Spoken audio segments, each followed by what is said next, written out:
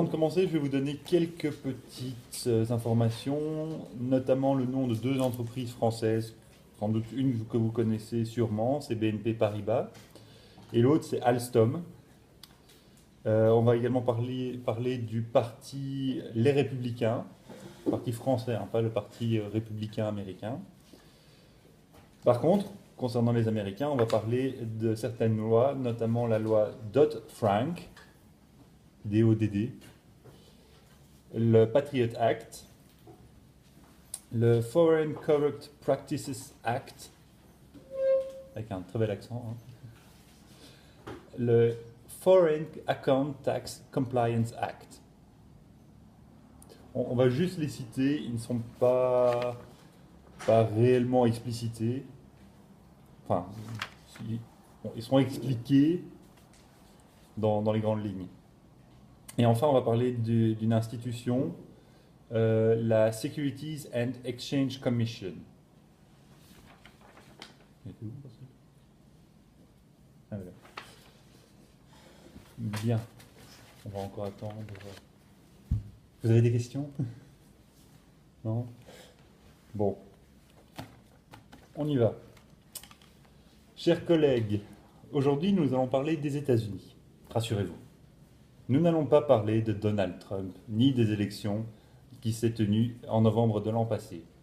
Je pense que tout le monde en a suffisamment entendu parler et que tout le monde est suffisamment déprimé comme ça. Le sujet qui nous intéresse aujourd'hui, c'est la justice américaine. Et plus précisément, les poursuites que la justice américaine engage contre les entreprises européennes. Je vais d'abord vous donner un peu de contexte. Ces dernières années, les entreprises européennes ont dû payer aux États-Unis un pactole de plus de 40 milliards de dollars, soit 38,5 milliards d'euros. Pour ne parler que des entreprises françaises, la banque BNP Paribas s'est vue infliger une amende de 8,9 milliards de dollars, environ 8,4 milliards d'euros, tandis qu'Alstom a dû régler 772 millions de dollars, soit environ 730 millions d'euros. Mais à quoi ces amendes colossales sont-elles dues? Ce qui se passe, c'est que la justice américaine accuse ces entreprises de ne pas respecter les sanctions décidées par Washington contre certains États. Je précise bien par Washington, pas par les Nations Unies. Afin de nous pencher un peu plus sur le problème, nous allons brièvement évoquer la prise de conscience de l'État français. Ensuite, nous examinerons l'appareil juridique mis en place par les Américains. Et pour terminer, nous parlerons des conséquences de cette extraterritorialité et des possibilités de riposte. Le 5 octobre 2016, devant la Commission des Affaires étrangères et des Finances de l'Assemblée nationale à Paris, Pierre Lelouch, un député du parti Les Républicains, présentait un rapport sur l'extraterritorialité du droit américain. Et il ne mâche pas ses mots, je cite. « Nous sommes devant un mur de législation américaine extrêmement touffu, avec une intention précise qui est d'utiliser le droit à des fins d'impérium économique et politique dans l'idée d'obtenir des avantages économiques et stratégiques. » Fin de citation.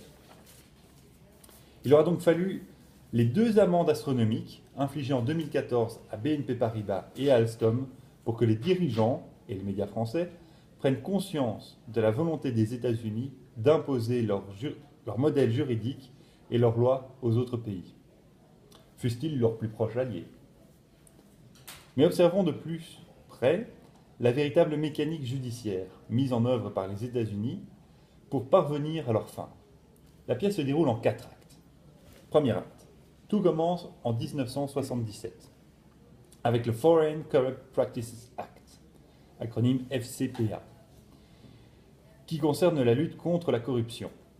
Il s'applique aux entreprises nationales, puis est étendu en 1998 aux entreprises étrangères. Deuxième acte, l'adoption d'une véritable batterie de lois criminalisant le commerce avec les États sous embargo américain, des États comme l'Iran, Cuba, la Libye ou le Soudan. Puis, après les attentats du 11 septembre 2001, ces lois élargissent leur champ d'action.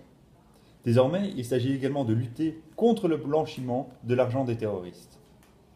Le Patriot Act, cette loi dont, j'en suis sûr, tout le monde connaît le nom, confère des pouvoirs élargis aux agences de renseignement américaines. Ces pouvoirs, leur permettent, entre autres, d'accéder aux données informatiques. Troisième acte. En 2010, grâce à la loi Dodd-Frank, la